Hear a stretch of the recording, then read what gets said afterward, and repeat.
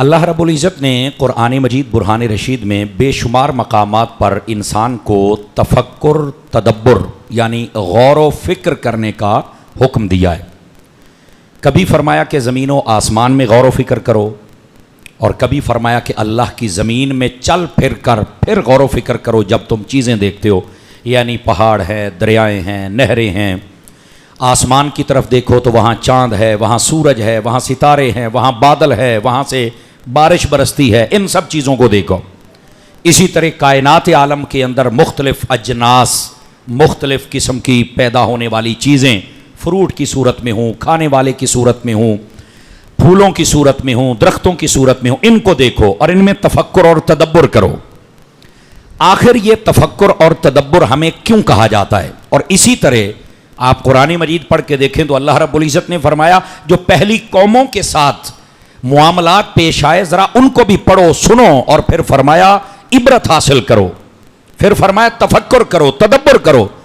آخر یہ انسان کو تفکر اور تدبر کا کیوں کہا گیا؟ یہ ایک سوال ہے کہ مختلف چیزوں کی طرف کہہ کر کہا گیا کہ تم غور و فکر کرو۔ دوستان گرامی، بات یہ ہے جب بھی بندہ کسی چیز کو دیکھتا ہے اس میں غور و فکر کرتا ہے، یقیناً اس کی جو عظمت ہوتی ہے وہ بندے کے دل میں آ جاتی ہے۔ امام غزالی رحمۃ اللہ تعالی علیہ آپ فرماتے ہیں، آپ اگر کسی عالم کی کتاب پڑھتے ہیں، اگر اس کے اندر اس نے بہترین قسم کا مواد دیا ہو نا، تو آپ کتاب پڑھتے ہیں، حالانکہ آپ کی عالم سے ملاقات نہیں ہوئی، صرف نام لکھا ہے، تو آپ کہتے ہیں یار کمال ہو گیا، اس بندے کا اتنا علم ہے، ایسا اس کا حافظہ ہے، اور اس نے کس خوبصورتی کے ساتھ اس مسئلے کو لکھا ہے، تو آپ اس کے گرویدہ ہو جاتے ہیں، آپ کے دل میں اس کی محبت اور عظمت پیدا ہو جاتی ہے۔ پھر آپ کی خواہش ہوتی ہے کہ کبھی میں اس سے ملاقات کروں، پھر خواہش ہوتی ہے کبھی میں اس کا بیان سنوں، ایسا ہوتا ہے نا۔ اسی طرح آپ کوئی چیز دیکھتے ہیں، مثال کے طور پہ گاڑی ہے، موبائل ہے، جہاز ہے، تو آپ کہتے ہیں جس نے یہ بنایا یار بڑی کمال کی بات ہے، اس نے یہ چیز بنائی ہے۔ تو جب آپ اس چیز کو دیکھتے ہیں اور اس کے کمال کو دیکھتے ہیں تو بنانے والے کی عظمت دل میں آ جاتی ہے۔ تو فرمایا جب تم ساری کائنات کو دیکھو گے کہ کون ہے جس نے آسمان بغیر ستونوں کے کھڑا کر دیا، کون ہے جس نے بیچ میں ستارے لگا کے اس کو سجا دیا، پھر سورج ہے کہ ایک طرف سے آتا ہے دوسری طرف جاتا ہے، کبھی اس میں کوئی فرق نہیں آیا، کون ہے جو بارش برساتا ہے، کون ہے جو پھل اگاتا ہے، کون ہے جس نے پہاڑ کھڑے کیے ہیں اور وہ اپنی جگہ کے قائم ہیں۔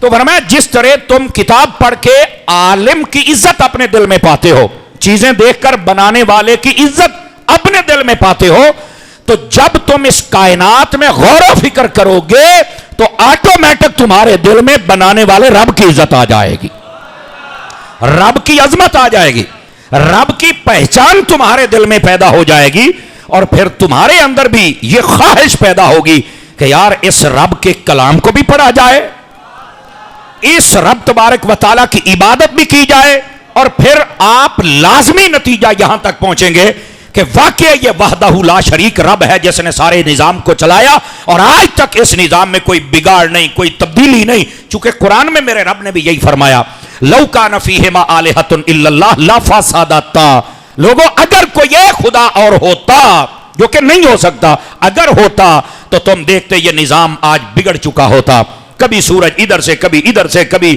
ستارے اوپر کبھی نیچے کبھی دائیں بائیں، یہ ماحول بکھر جاتا۔ تو فرمایا کہ اگر یہ نہیں بکھرا تو مان جاؤ وحدہ لا شریک ہے، ایک ہی رب ہے۔ تو یہ جو بیسک تفکر اور تدبر کرنا ہے، یہ سمجھو کہ اپنے دل کے اندر اپنے رب کی عظمت کو بڑھانا ہے، اور جب عظمت رب کی بڑھ جائے تو ظاہر سی بات ہے بندہ پھر جستجو کرتا ہے اور چیزیں پڑھنے کے لیے، پھر وہ اللہ تعالیٰ کی قدرت کو پڑھتا ہے کہ زندگی دینے والا بھی رب ہے، مارنے والا بھی رب ہے، عزت بھی یہی دیتا ہے، ذلت بھی یہی دیتا ہے، اور یہی ہے جس نے سارا جہاں بنایا۔ پھر جب بندہ توجہ کرتا ہے تو بندے کے دل میں ایک شوق پیدا ہوتا ہے کہ میں پھر اسی رب کو ہی راضی نہ کر لوں، اور جب یہ جذبہ پیدا ہوتا ہے تو علماء فرماتے ہیں دو چیزیں انسان کے ذہن میں آتی ہیں، ایک وہ اطاعت کے جذبے کے تحت رب رسول کی فرما برداری کرنے لگ جاتا ہے، کبھی کمی کوتاہی نہیں کرتا، اور دوسری بات یہ ہے کہ وہ لوگوں کے حقوق کو تلف نہیں کرتا۔ اب یہ ایک جملہ ہے لیکن اس کے اندر ہماری پوری کمیونٹی کے لیے سبق ہے، یہ جو ظلم ہے، یہ جو دھوکہ ہے، یہ جو ملاوٹ ہے، یہ جو قتل و غارت ہے، یہ جو فساد ہے، یہ جو حق مارنا، یہ جو گالیاں دینا، یہ جو ایک دوسرے کے ساتھ ناانصافیاں کرنا، یہ سب کچھ ختم ہو جائے گا۔ کب؟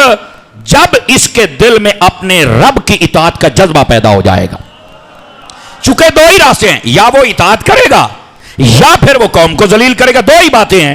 اگر اطاعت کرے گا تو پھر یہ ذلیل نہیں کر سکتا، اور اگر یہ اس راستے پہ چلے گا تو اطاعت نہیں کر سکتا۔ تو لازمی نتیجہ یہ نکلتا ہے کہ بندہ اپنے رب کی رحمت کی طرف راغب ہوتا ہے اور پھر رب کا ایک کامل بندہ بن جاتا ہے، چونکہ اس کو پتہ چل جاتا ہے کہ میں نے اتنا غور و فکر کیا، جب خالق و مالک وہی ہے، اس کے کہے بغیر، اجازت کے بغیر، ارادے اور چاہت کے بغیر کوئی چیز یہاں سے نہ بدل سکتی ہے نہ بگڑ سکتی ہے، نہ کوئی مجھے دے سکتا ہے نہ لے سکتا ہے۔ جب ہے ہی سب کچھ اس کا، تو پھر مجھے کیا ضرورت ہے لوگوں سے چھیننے کی اور ظلم کرنے کی؟ تو پھر وہ کہتا ہے میں اسی کی عبادت کرتا ہوں، جب وہ راضی ہو جائے گا تو ہر چیز مجھے عطا فرما دے گا۔ گرامی قدر حضرات، اس لیے انسان کو فرمایا گیا غور کر، تفکر کر، تدبر کر، اور ان چیزوں کے اندر، اور پہلی قوموں کے تذکرے اس لیے کہا ان میں غور و فکر کر، تاکہ پتا چلے کہ کس کس گناہ کی وجہ سے وہ برباد ہوئے، تاکہ تو بھی بچ، اور جب بچ جائے تو پھر اپنے آپ کی اصلاح کر کے اپنے رب رسول کا فرما بردار بندہ بنا لو۔ یہ ہے پہلا نقطہ جو آج آپ کی خدمت میں عرض کروں۔ اب سنیے دوسرا نقطہ۔ واقعہ کربلا بیان ہوتا ہے، ہم نے بھی کیا ہے، علماء بھی بیان کرتے ہیں، کتابوں میں بھی موجود ہے۔ ہمارے لیے اس واقعہ میں کیا سبق ہے، یہ بڑی خاص بات ہے۔ اس کو آپ پیغام سمجھ لیں، سبق سمجھ لیں، درس کربلا سمجھ لیں، ہمارے لیے کیا ہے۔ پہلی بات، سب سے پہلا سبق یہ ہے کہ آدمی کو اپنے عقائد اور اپنے اعمال، اس کی جو اصلاح ہے خود بھی کرنی چاہیے اور دوسرے کی اصلاح کی کوشش بھی کرنی چاہیے۔ سب سے پہلی بات یہ ہے، حضرت امام علی مقام کا جو راستہ ہے وہ سب کو پتہ ہے۔ جنت کے سردار کا اگر عقیدہ، سبحان اللہ، جنت کے سردار کا اگر عمل، سبحان اللہ، تو پھر وہ بھی چاہتے تھے کہ جیسا ہمارا نظریہ اور عمل ہے باقی سب کو بھی ویسا اپنانا چاہیے۔ پہلا سبق۔ دوسرا سبق یہ ہے، یہ جو عقیدے اور عمل کا معاملہ ہے، اس میں صرف یہ نہیں ہے کہ یہ مولوی اپنا عقیدہ اور عمل درست کر لے یا عوام درست کر لے۔ امام علی مقام کا یہ سبق بتاتا ہے کہ سب سے پہلے حکمران کا عقیدہ بھی ٹھیک ہونا چاہیے اور اس کا عمل بھی ٹھیک ہونا چاہیے۔ اس لیے امام علی مقام کا یہ سارا معاملہ تھا کہ حکمران جو ہوتا ہے عقیدہ بھی ٹھیک ہو، عمل بھی ٹھیک ہو، اس لیے آپ نے اتنا بڑا قدم اٹھایا۔ یہ دوسرا سبق ہے۔ اب تیسرا سبق سنیے گا۔ امام علی مقام رضی اللہ تعالیٰ عنہ، آپ نے فرمایا کہ جب جتنی بڑی مشکل آ جائے، اللہ کی رضا کو ملحوظ رکھنا ہے، وہاں پر بے صبری کر کے اپنے رب کو ناراض بھی نہیں کرنا اور اپنے ثواب کو ضائع بھی نہیں کرنا۔ اور جب بندہ صبر کر لیتا ہے تو اللہ تعالیٰ ہمیشہ جھنڈا اسی بندے کا بلند فرما دیتا ہے۔ یہ امام علی مقام کا تیسرا سبق ہے کہ جب بھی مشکل آ جائے تو اپنے رب رسول صلی اللہ علیہ وسلم عز و جل ان کی خاطر بندے کو صبر کرنا چاہیے۔ اتنی انعام اگر اس کے ہیں تو اگر کوئی آزمائش آ گئی ہے تو اس میں بھی حکمت ہی ہوگی نا، سمجھ آئی؟ یہ تیسری۔ اب چوتھی بات سنیے، کتنی بڑی مشکل آ جائے، گھر بار چھوڑنا پڑے، اپنا شہر چھوڑنا پڑے، لیکن لڑائی جھگڑا اور قتل و غارت نہیں کرنی چاہیے، کبھی پہل نہیں کرنی چاہیے۔ امام علی مقام نے مدینہ چھوڑ دیا کہ لڑائی نہ ہو، مکہ چھوڑ دیا لڑائی نہ ہو، کوفہ کے اندر کربلا میں جب پہنچے راستہ روکا، امام نے فرمایا میں لڑنے نہیں آیا، تم نے مجھے بلایا تھا امامت کے لیے، اب لڑتے ہو، میں تو لڑنا ہی نہیں چاہتا۔ تو وہاں پر پانی بند ہو گیا، سب کچھ ہو گیا، لیکن آپ نے بالکل لڑائی کو پسند نہیں کیا۔ تو یہ امام کا چوتھا سبق ہے، جو مرضی ہو جائے حتی الامکان کوشش کرنی چاہیے کہ پہل لڑائی اور جھگڑے میں اس بندے کی طرف سے نہ ہو، چونکہ اس کے ساتھ فتنے فساد اور تلخیاں بڑھتی ہیں۔ اور یاد رکھو یہی سبق حسینیت ہے۔ یہ چوتھی بات، جاگ رہے ہیں تو پانچویں بات بھی سنا دوں آپ حضرات کو۔ امام علی مقام کا پانچواں سبق یہ ہے، گرامی قدر حضرات، تو امام پاک رضی اللہ تعالیٰ عنہ آپ کی زندگی کا پانچواں سبق اور بالخصوص کربلا کا سبق، جو مرضی ہو جائے، فرمایا جو چیزیں فرائض میں ہیں، ہمارے اوپر فرض ہیں، وہ کبھی ان کے اندر سستی نہیں ہونی چاہیے۔ یہی وجہ ہے امام علی مقام رضی اللہ تعالیٰ عنہ آپ نے نماز ایک بھی نہیں چھوڑی۔ کیوں؟ فرمایا وقت جیسا بھی آ جائے یہ تو فرض ہے نا، یہ امام علی پاک کا سبق ہے اور ہمیں بھی یہ سبق پر اسی طرح عورتوں کے لیے پردے کا حکم جو ہے یہ قرآن مجید میں اور یہ فرض ہے. آپ دیکھیں امام علی پاک کی عورتیں اور کربلا آپ نے پردے کا حکم دیا اور فرمایا اے میری بہن یہ پردہ ہمارے گھر کی زینت ہے, پہچان ہے, یہ ہمارے گھر کی لاج ہے, یہ ہمارے گھر کی نشانی ہے. فرمایا میں شہید بھی ہو جاؤں تو کبھی بے پردہ مت ہونا. اور یہی بات ہے سادات یہ وہ گھرانہ ہے جنہوں نے اس موقع پر صبر بھی کیا, نماز بھی پڑھ کے دکھائی اور ساتھ میں پردہ بھی کر کے دکھایا. یہ یہاں پر جو باتیں کی جاتی ہے نا یہ بے تکی اور بےہودہ باتیں ہیں, ہمارا ان سے کوئی تعلق نہیں ہے, نہ ہی یہ قرآن و حدیث اس کی اجازت دیتی ہے. تو میں یہ بتا رہا ہوں کہ امام پاک کا سبق یہ ہے کہ اپنے قرآن اور اپنے دین اور اپنے محبوب پاک کے بتائے ہوئے مسائل اپنے خوشی اور غموں میں آ کر ان کو بھولنا نہیں چاہیے, بلکہ اپنی ہر چیز کو پیچھے کر کے ہم سب کو چاہیے کہ اپنے محبوب پاک صلی اللہ علیہ وسلم کے دین کو آگے رکھنا چاہیے. یہ 5واں سبق. جاگ رہے ہیں تو 6واں سبق بھی عرض کروں آپ کی خدمت میں. امام علی پاک رضی اللہ تعالیٰ عنہ آپ کا 6واں سبق یہ ہے اور یہ بڑا خاص سبق ہے. کربلا شریف کے اندر امام پاک نے قرآن کی تلاوت نہیں چھوڑی ہے. اب دیکھیں ہم جتنے یہاں بیٹھے ہیں مطلب اتنی اعلیٰ قسم کے پنکھے, چلر, اے سی سب لگے ہوئے, ہمارے گھروں میں بھی یہ فیسلٹیز موجود ہیں, لیکن اس کے باوجود اگر ہم نہیں پڑھتے تو ہم نے اس واقعہ کربلا سے کیا سبق سیکھا ہے؟ کیا ہم نے سال کے بعد ایک آیا جلسہ اور وہاں بیٹھ کے چاول کھائے چلے گئے؟ نہیں, ہمیں یہ سبق سیکھنا ہوگا. اور یہی بات جو میں نے ابتدا میں قرآن کی آیت پڑھی, کوئی بھی واقعہ ہونا اس میں غور کرنا چاہیے, فکر کرنا چاہیے, اس کے اندر جو حقیقت اور مغز اور نچوڑ ہے وہ نکال کے اپنی زندگی اس کے مطابق گزارنی چاہیے. کیا میں امید کروں تلاوت بھی کریں گے ہم سب؟ حسینی سچے باننی تب سکتے ہیں, ورنہ حسینی کس بات کیا مجھے بتائیے نا. اب یہ تھا 7واں سبق. جاگ رہے ہیں تو 8واں سبق بھی عرض کروں آپ کے سامنے. حضرت امام علی مقام رضی اللہ تعالیٰ عنہ آپ میدان کربلا شریف میں ہیں نا, تو آپ کی پوری ہسٹری کو صحیح العقیدہ لوگوں کی کتابوں سے آپ پڑھ کر دیکھ لیں. امام علی مقام رضی اللہ تعالیٰ عنہ آپ نے وہاں پر ہمیشہ حق کا پرچم بلند رکھا ہے. آپ دیکھیں 22,000 کا لشکر سامنے تھا, اذان بھی دیتا تھا, نمازیں بھی پڑھتا تھا, کلمہ بھی تھا, داڑیاں بھی تھی, سب کچھ ان کے پاس تھا. لیکن امام حسین نے یہ نہیں کہا اے چلو جی سارے ٹھیک ہوں نے, اے چلو جی پھر انہوں نے پیچھے نماز پڑھ لینے, اے جی سارے ٹھیک ہوں نے, آج کل جیسے کئی چورن بیچ رہے ہیں. امام حسین نے فرمایا جب بات دین کی آ جائے تو پھر رش کو نہیں دیکھنا, داڑھی کو نہیں دیکھنا, صرف قرآن کو نہیں دیکھنا, کلمے کو نہیں دیکھنا, حق کو دیکھنا ہے. امام علی مقام اپنی اذان دیتے تھے, اپنی تکبیر, اپنی جماعت, 82 بندوں کا قافلہ تھا, لیکن آپ نے 22,000 کے ساتھ کھڑے ہو کے نماز نہیں پڑھی, آپ نے اپنی پڑھی ہے. کیوں؟ جب بندہ نظریاتی ہو جاتا ہے نا تو وہ کہتا ہے میں تنہا رہ جاؤں گا پر باطل کے ساتھ کھڑا نہیں ہو سکتا, میں حق کے ساتھ کھڑا ہو سکتا ہوں. امام علی پاک رضی اللہ تعالیٰ عنہ آپ نے یہ بتا دیا اور آپ کے واقعے کا یہ سبق ہے کہ ایسے ہی ہر ایرے غیرے نتھو خیرے کو آگے کھڑا کر کے پیچھے نہیں کھڑے ہونا, پہلے ویکھنا ہے بھی کھڑے ہون دے لائق بھی ہے کہ کوئی نہیں ہے. تو اس لیے یہ تو میرے امام کی سنت ہے, اگلے امام کو چیک کرنا یہ میرے امام حسین کی سنت ہے.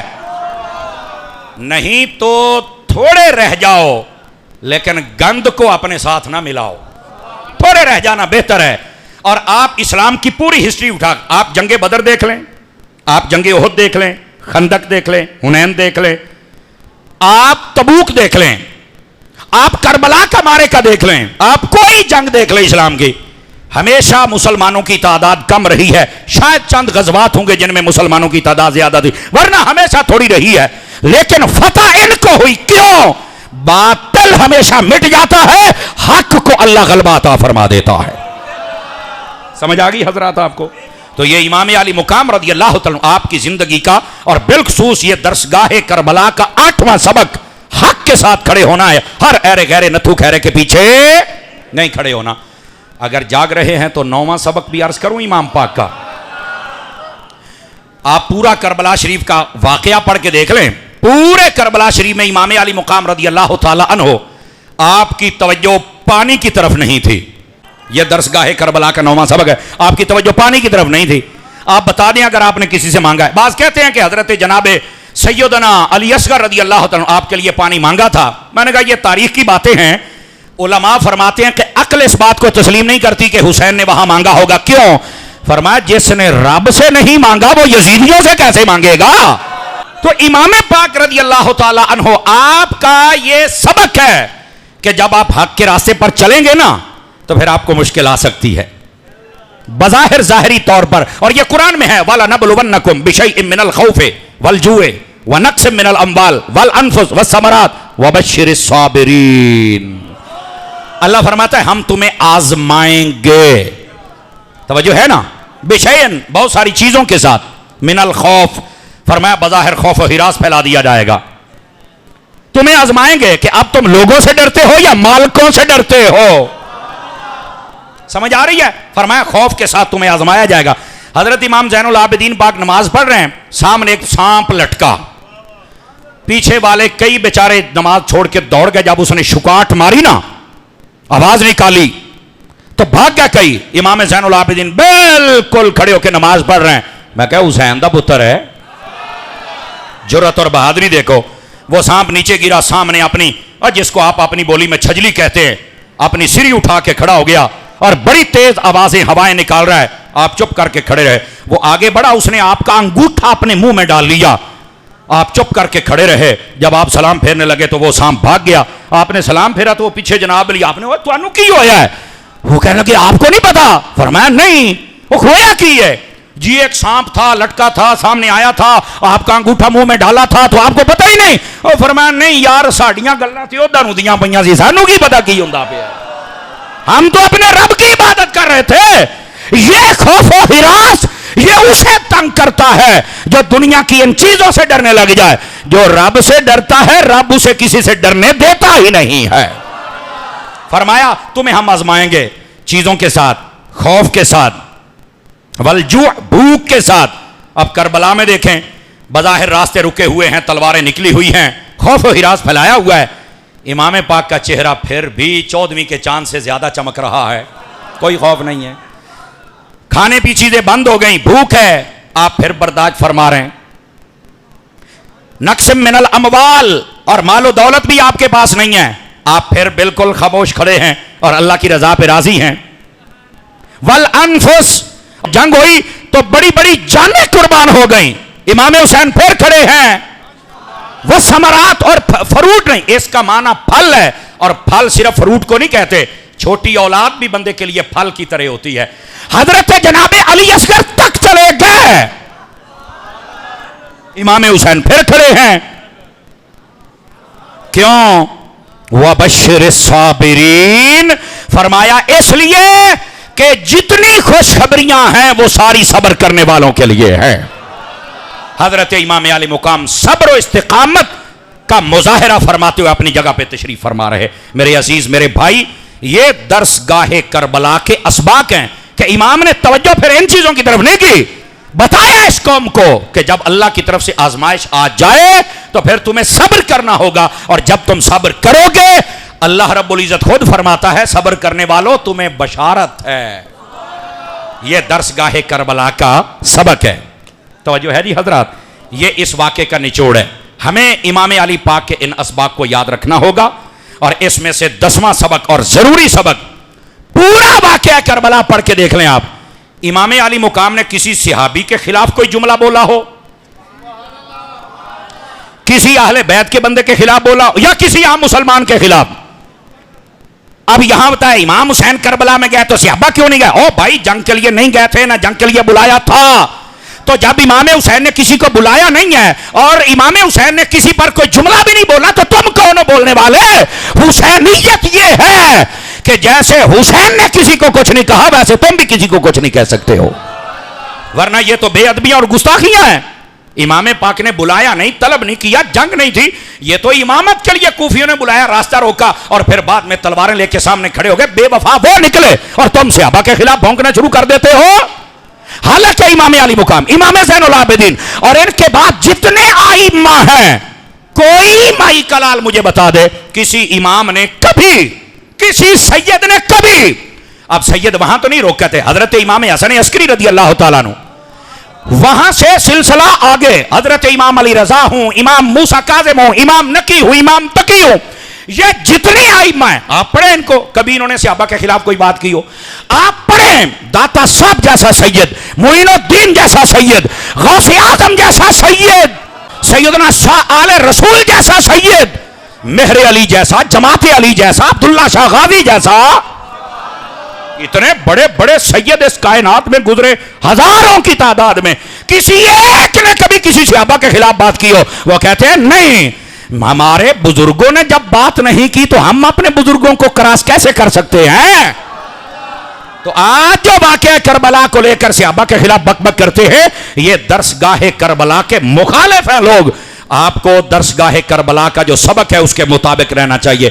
اگر امام نے سب کے لیے دعائے خیر کہی ہے تو ہمیں بھی امام علی مقام کے پیچھے کھڑا ہونا ہوگا، ورنہ یہ بے ادبیاں اور تلخیاں یہ تمہاری دنیا بھی برباد کر دے گی اور آخرت بھی برباد کر دیں گے۔ یہ تھے 10 سبق۔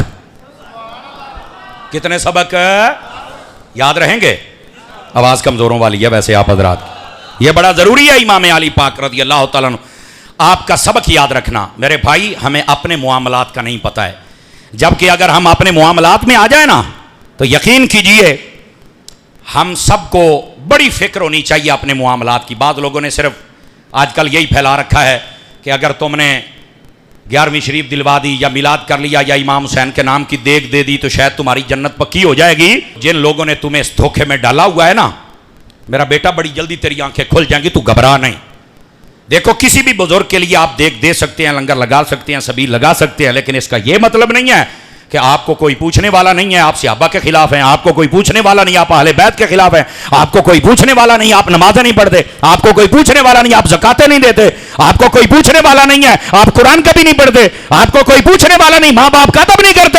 بیٹا یہ تیری بھول بڑی جلدی نکل جائے گی، تو ذرا صبر کر، قبر میں چل، تیری آنکھیں کھل جائیں گی۔ بزرگوں کے نام کی نیاز بھی کر، لیکن صرف نیاز نہیں، ان کی زندگی کی سب سے بڑی نیاز یہ ہے جیسے ان کا عمل تھا ویسے اپنا عمل بنا لو، جیسے ان کا عقیدہ تھا ویسے اپنا عقیدہ بنا لو۔ یہ بزرگوں کی اصل نیاز ہے۔ مٹھے پہ گئے نا، مٹھے پہ گئے نا، ایو رولا ہے، یہ اصل مسئلہ ہے، انہوں حل کرو میرے بھائی۔ تو یہ جو ہمیں بلیکھوں میں ڈالا گیا ہے نا، آپ اس سے نکل آئے میرے بھائی، یہ بہت بڑے دھوکوں میں تمہیں ڈالا گیا ہے، اس سے نکل آؤ۔ ہاں پہلے ان کے نقش قدم پر چلو، ان کے عقیدوں پر چلو، بعد کے اندر تم نیاز کرو، نیاز کرنے کا بھی مزہ آ جائے گا۔ اب آ جائیے جو میں بات بتلا رہا ہوں آپ کو، دیکھیے نبی پاک صلی اللہ علیہ وسلم آپ نے ارشاد فرمایا، اب ایک بات ہے تو آپ کے سامنے عرض کروں، فرمایا کہ مومن جب انتقال کرتا ہے، فوت ہوتا ہے، اس کی جو روح ہوتی ہے اس کو معلق کر دیا جاتا ہے تب تک جب تک کہ وہ مرنے والا مسلمان اس کی طرف سے اس کا قرضہ نہ ادا کر دیا جائے۔ یہ قرض لیتے ہیں نا، قرض جتنے بیٹھے ہیں ان میں سے اکثر ایسے ہوں گے جنہوں نے یا قرضہ دیا ہوگا یا لینا ہوگا، توجہ ہے نا، یا کئیوں نے لیا بھی ہوگا۔ ایسے دیکھیے پہلی بات یہ ہے، قرض لینے کے لیے علماء فرماتے ہیں بہت اشد ضرورت ہو تو پھر آپ قرضہ لے سکتے ہیں، یہاں نا کئیوں کو ویسے ہی مانگنے کی ضرورت ہوتی ہے، عادت اپنے بینک بیلنس ہے، اپنا سب کچھ ہے، سب کوئی ٹھیک ہے، پھر بھی کہتے ہیں یار 10 15 20 لاکھ روپیہ مجھے دے دینا، مجھے ضرورت ہے دے دوں گا، اور پھر ملک کے حالات دن بدن ڈاؤن ہو رہے ہیں تو کہاں سے دے گا، اور پھر بیچارے اس کے چکر نکلواتا ہے۔ نہیں، یہ غلط بات ہے۔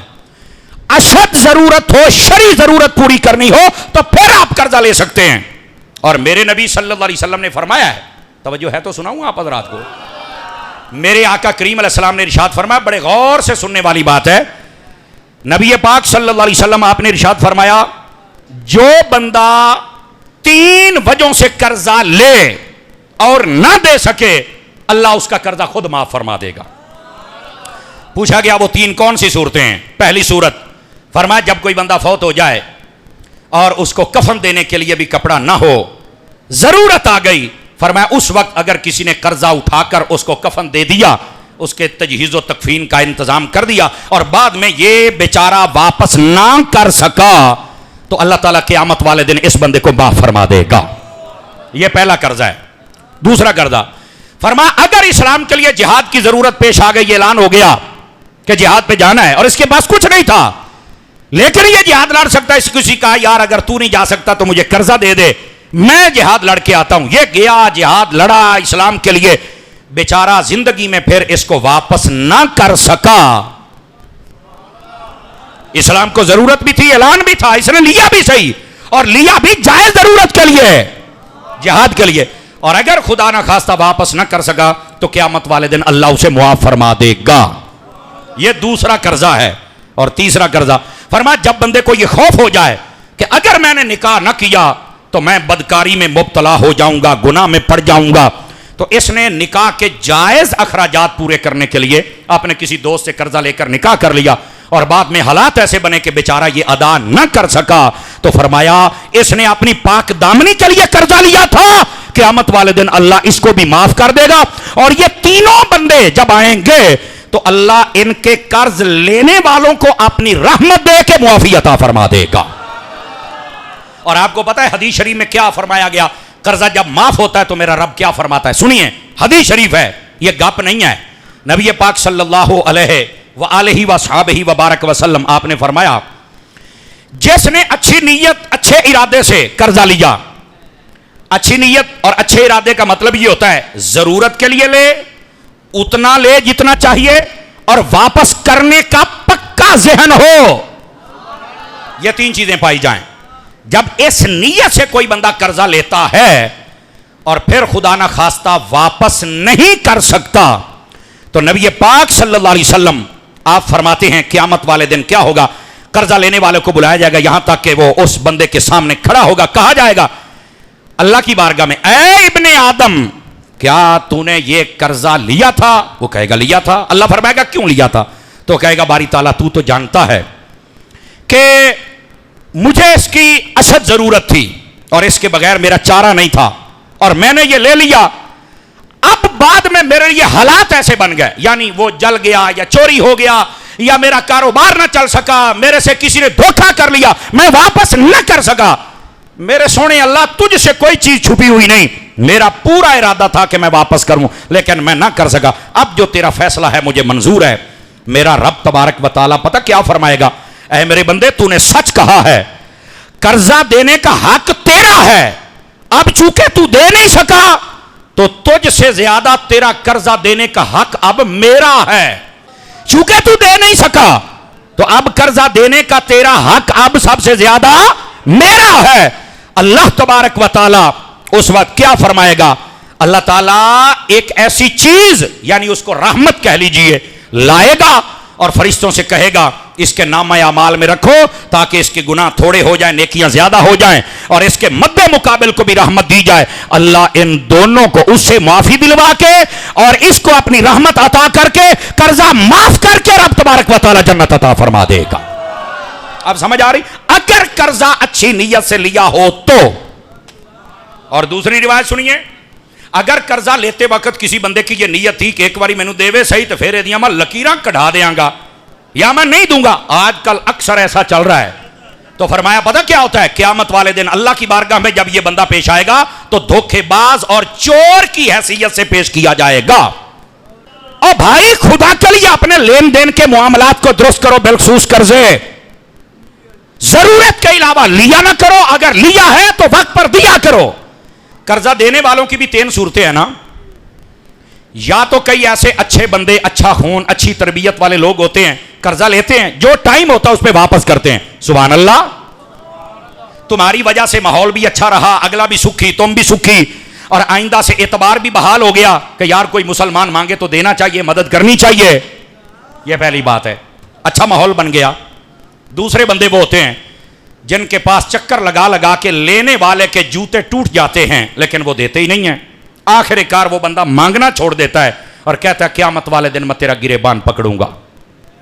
اور یہ فرعون بن کے بیٹھا ہوتا ہے, سارا کچھ کھا گیا, دکانیں بنا لی, پلازے بنا لیے, مکان بنا لیا, لیکن پھر بھی ایسا اس کو فرعون والا پیٹ لگا ہوا ہے کہ بھرنے کوئی نہیں آتا, اس کا قرضہ واپس ہی نہیں کرتا.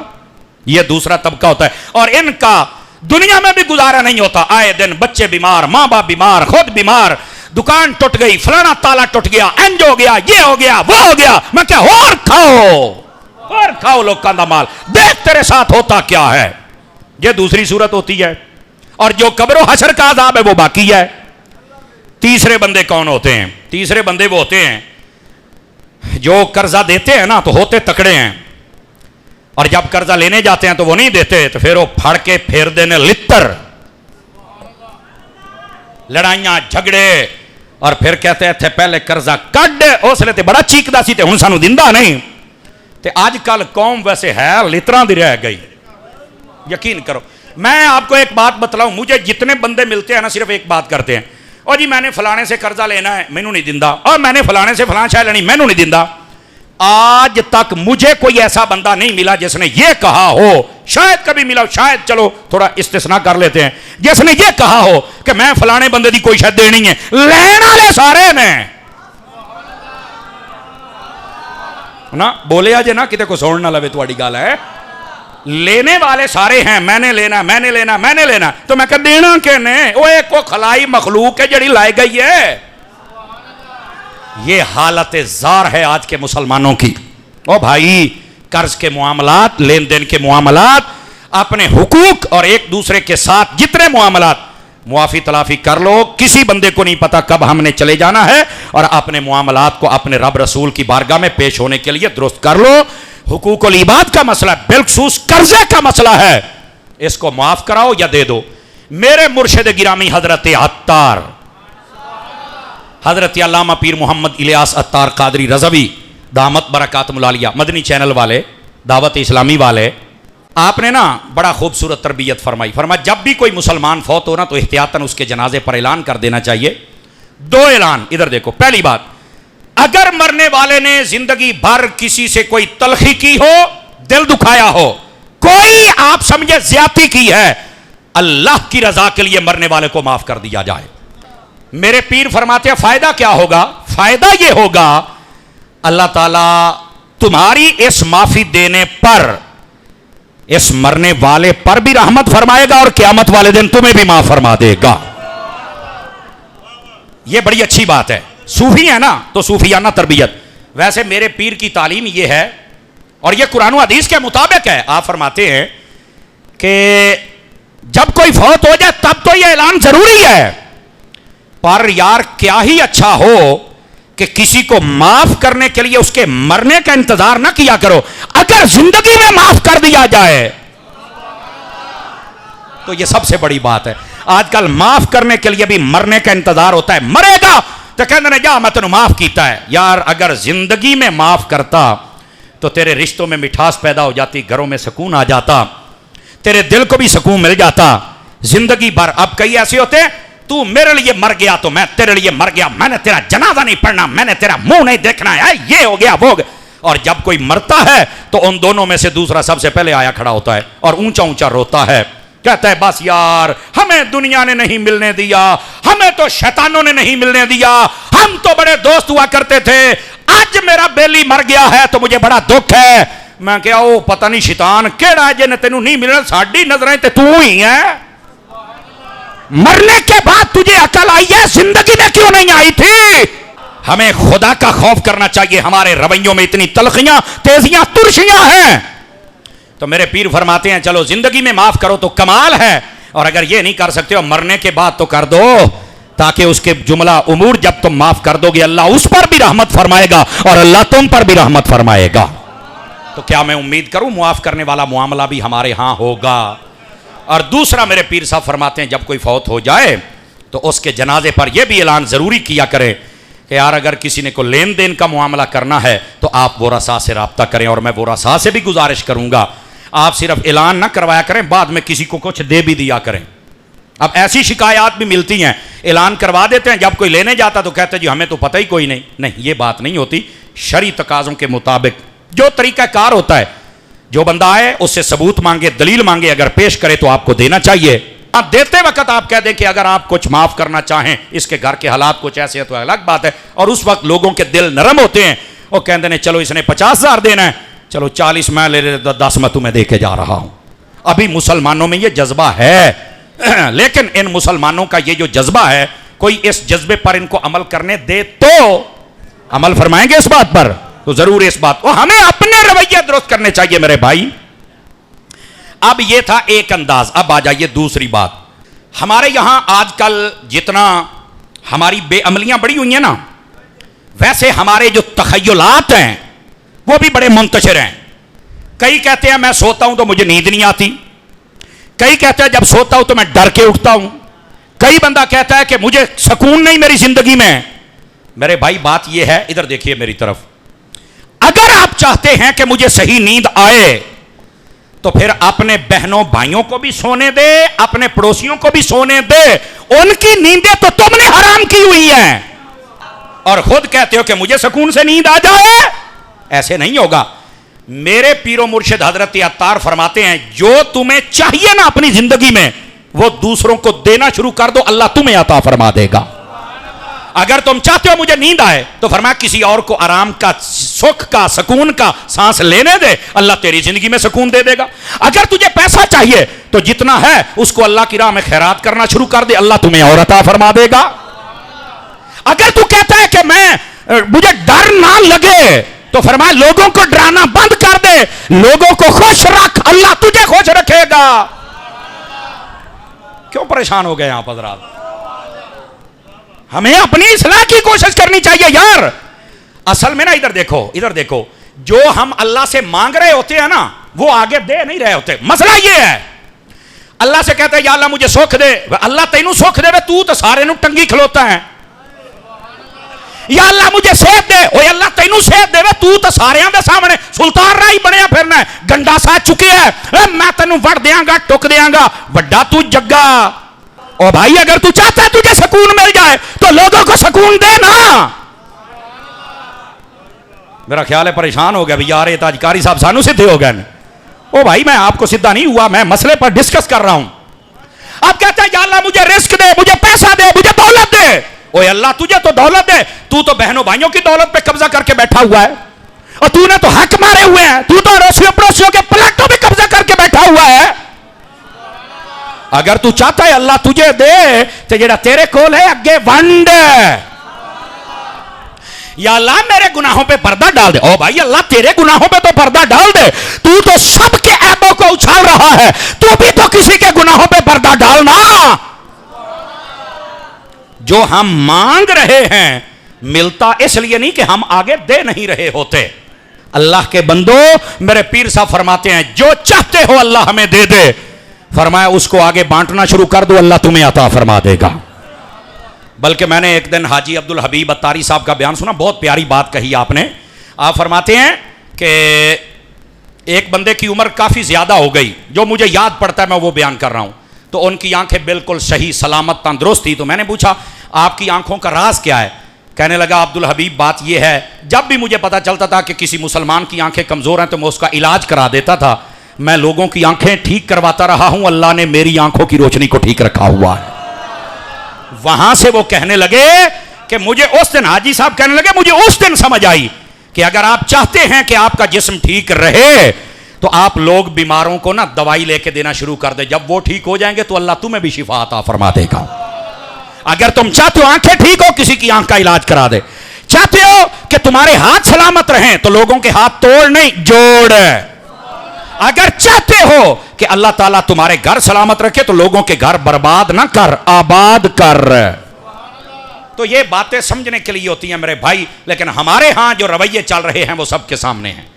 تو کیا میں امید کروں کہ ہم لوگوں کو سکھ دیں گے تاکہ اللہ ہمیں دے؟ بس اوقات لوگ کہتے ہیں قاری صاحب مجھے خواب بڑے ڈراؤنے آتے ہیں. میں نے کہا کیا دیکھتے ہو؟ بھائی سانپ دیکھتا ہوں، اونٹ دیکھتا ہوں، کبھی کتے میرے پیچھے ہوتے ہیں، وہ کبھی پانی میں گر جاتا ہوں، اوئے ہوئے ہوئے ہوئے پتہ نہیں کیا کیا ہو جاتا ہے. میں نے کہا ہمیں نا اپنی زندگی صحیح گزارنی چاہیے، تقوی والی، پرہیزگاری والی، اصلاح والی، ادب والی، محبت والی ہے، حقوق ادا کرنے والی اللہ اور اس کے رسول کے. اگر ہماری زندگی ایسی ہے تو پھر تو انشاءاللہ جب سوئے گا نا تو اکثر یا مدینہ دیکھے گا یا مکہ دیکھے گا یا نجف اور بغداد دیکھے گا یا کربلا دیکھے گا یا اجمیر دیکھے گا. پھر تو تیری مطلب پرواز ویسی ہو جائے گی. اور اگر معاملات ایسے نہیں ہیں تو پھر اپنے معاملات پہ غور کر لو. یہ جی میں سانپ دیکھ رہا ہوں تو بھینس دیکھ رہا ہوں تو اونٹ، میں کہا شکر کر جے خواب دے وچ آئے نے اور کتے تیرے بسترے چ نہیں وڑ گئے. تھوڑا غور کرنا چاہیے ہمیں. اور ادھر دیکھیے نبی پاک صلی اللہ علیہ وآلہ وسلم کے دیوانوں اور حضور کے مستانوں اور میرے آقا کی پیاری امت، جب رات سویا کرو نا کم از کم کلمہ شریف پڑھ کے سویا کرو، کم از کم ایک مرتبہ آیت الکرسی پڑھ کے سویا کرو، اور اپنے آپ کو اپنے رب کی پناہ میں دے کے سویا کرو. ہمیں سونے کا بھی تو نہیں نہ پتا. ٹھیک ہے، پہلی بات. اب دوسری بات توجہ طلب ہے. نبی پاک علیہ السلام تشریف فرماتے ایک شخص آیا، اس نے آ کر نا ایک خواب بیان کیا. حضرت جابر رضی اللہ تعالیٰ عنہ اس حدیث کو روایت کرتے ہیں. اس نے کہا یا رسول اللہ صلی اللہ علیہ وسلم میں نے بڑا عجیب خواب دیکھا ہے. کیا خواب؟ کہتا جی خواب میں نے یہ دیکھا ہے کہ میرا سر کٹ گیا، میری گردن سن سے جدا ہو گئی، مجھے کسی نے قتل کر دیا ہے، اور میرے سر آگے بھاگ رہا ہے اور میں سر کے پیچھے بھاگ رہا ہوں. حضور میں تو بڑا ڈرا ہوا ہوں، پتہ نہیں کیسا کہا. نبی پاک صلی اللہ علیہ وسلم آپ مسکرانے لگ پڑے. تو وہ بندہ بڑا پریشان ہوا، میں اتنا ڈرا ہوا اور نبی پاک مسکرا رہے ہیں. آقا کریم علیہ السلام نے فرمایا لوگو، جب تم میں سے کسی کو شیطان نیند کے عالم میں آ کر ڈرائے، یعنی تم سوئے ہوئے اور شیطان تمہیں ڈرائے، تو فرمایا لوگوں کو نہ بتایا کرو. اب اس کا مطلب کیا ہے؟ ہر خواب سچی نہیں ہوتی، ہر خواب سچی نہیں ہوتی. اس کو قرآن کی زبان میں کہتے ہیں اضغاث احلام. یہ وہ خوابیں ہیں جو سچی نہیں ہوتی، آ جاتی ہیں لیکن ان کا سچائی کے ساتھ کوئی تعلق نہیں ہوتا. یہ انسان کے تخیلات بڑے منتشر رہتے ہیں جس کی وجہ سے اس کو ایسے ایسے خیالات آتے ہیں. یہ پہلی بات. دوسری بات، مفتی احمد یار خان نعیمی رحمت اللہ تعالی علیہ، آپ نے فرمایا جب بھی کوئی خواب دیکھے تو بھاگ کر اس کی تعبیریں نہ پوچھا کرو. بسا اوقات بتانے والا جو بتا دے انسان کا ذہن بن جاتا ہے اور پھر انسان پھنس جاتا ہے. بالکل اس لیے کہا اچھا خواب وہ بھی اچھے بندے سے بیان کرو. اگر کوئی ڈرونا خواب دیکھو تو پتہ ہے حدیث شریف میں کیا کہا گیا؟ ادھر دیکھو میری طرف. حدیث شریف میں یہ کہا گیا جب کوئی ڈرونا خواب دیکھے اور اس کی آنکھ کھلے، فرمایا اپنی بائیں طرف کھبے پاسے منہ کر کے 3 مرتبہ تھوک دے. فرمایا انشاءاللہ ڈر بھی جاتا رہے گا اور خواب بھی کبھی پورا نہیں ہوگا. یہ نبی پاک نے فرمایا. اور چوتھی بات یہ مفتی احمد یار خان نعیمی نے لکھی، وہ فرماتے ہیں بسا اوقات ایسا ہوتا ہے جو بندہ خواب دیکھتا ہے اس کا الٹ ہوتا ہے. مثال کے طور پر بندے کو کسی نے مار ڈالا، اس کا مطلب یہ ہے کہ اب مرے گا نہیں، اب دیر تک جیے گا. دوسری بات فرمایا بسا اوقات ایسا ہے کہ خواب کے اندر دیکھتا ہے میں بڑا کنگال ہو گیا، بدحال ہو گیا. فرمایا اس کا مطلب یہ ہوتا ہے کہ انشاءاللہ اللہ کی رحمت ہی رہے گی اس کے اوپر. اسی طرح آپ فرماتے ہیں کہ خواب میں دیکھا کہ مجھے کسی نے قید کر کے غلام بنا لیا، تو فرمایا ساری زندگی سردار رہے گا، کبھی غلام نہیں بنے گا. اسی طرح اگر کسی نے دیکھا کہ یار میں مقروض ہو گیا اور لوگ میرے پیچھے بھاگ رہے ہیں، فرمایا اللہ تعالیٰ اپنی رحمت سے کبھی مقروض نہیں ہونے دے گا. بہت ساری خوابیں ہوتی ہیں، ہوتی وہ ڈرونی ہیں لیکن تعبیر ان کی سیدھی ہوتی ہے.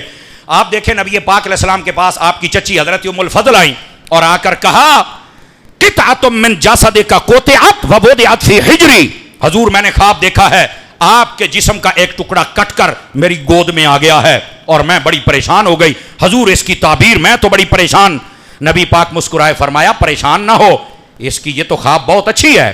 تو انہوں نے کہا کیسے اچھی ہے؟ آپ کا جسم کا ٹکڑا کٹ جائے، ہم تو کانٹا چبھنا برداشت نہیں کرتے، تو جسم کٹ جائے اور میری گود میں کیسے برداشت کروں؟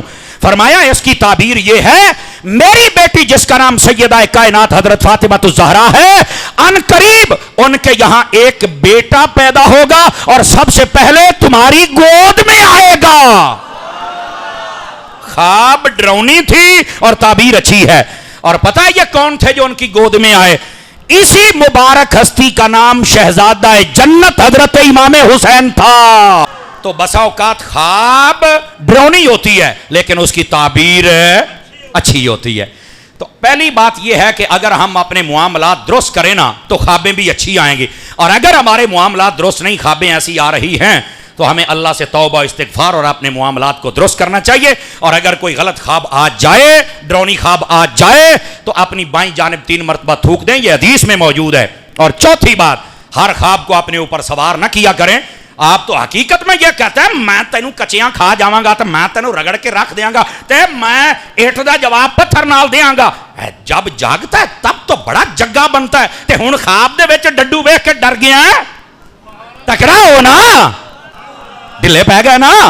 وہ جب زندہ ہوتا ہے تب تو کہتا ہے میں کسی نے کچھ سمجھتا ہی نہیں, تو میں کیا ہوں ستا پہ ڈر گیا مر رہے ہیں, ایڈا جگہ بدماش تھا تو ہوں ہو نا تکڑا. تو اس کا مطلب یہ ہے یہ ہمارے نفس و شیطان ہے جو ہمیں سرکش بناتا ہے. حقیقت یہ ہے کہ ہم اپنے رب رسول کے فرما بردار بن جائیں, پردے اٹھ جاتے ہیں اور پھر بندہ سوتا تو اپنے بستر پہ ہے, روح اس کی مدینے کی سیر کرتی ہوئی نظر آتی ہے.